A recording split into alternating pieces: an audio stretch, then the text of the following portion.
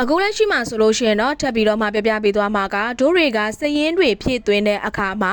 အလွယ်တကူစည်ရင်းဖြည့်သွင်းလို့ရအောင်ဆိုပြီးတော့မှ draw down links လေးတွေကိုဘာသာကိုဖန်တီးလို့ရပါတယ်။ဒါဆိုလို့ရှိရင်တော့အခုလက်ရှိဒီစည်ရင်းကိုကြည့်ရအောင်။ဒါဆိုလို့ရှိရင်တော့အခုလက်ရှိဒီဆိုင်မှာ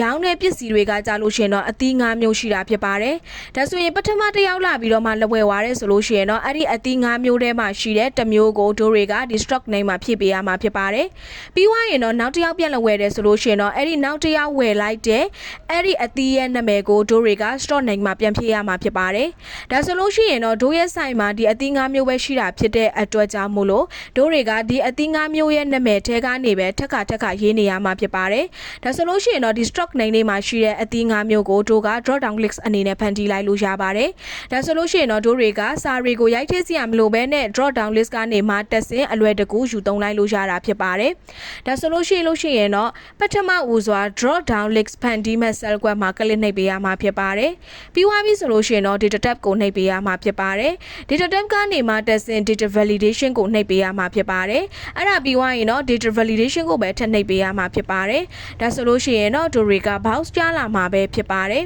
။အဲ့ဒီကြားလာတဲ့ box မှာကြားလို့ရှိရင်တော့ဒီ around ဆိုတဲ့နေရာကိုကြည့်ပါမယ်။အခုလက်ရှိမှာဆိုလို့ရှိရင်တော့ any values ဘယ် values ကိုပဲဖြစ်လက်ခံတယ်ဆိုပြီးတော့မှရေးထားတာဖြစ်ပါတယ်။ဒါဆိုသူ့ဘေးနာကအောက်စင်တဲ့မြားကိုနှိပ်ပါမယ်။အဲ့ဒါပြီးသွားပြီဆိုလို့ရှိရင်တော့တို့က drop down list အနေနဲ့ဖန်တီးလို့တာဖြစ်တဲ့အတွက်ကြောင့်မို့လို့ list ကိုရွေးချယ်ပေးလိုက်ပါမယ်။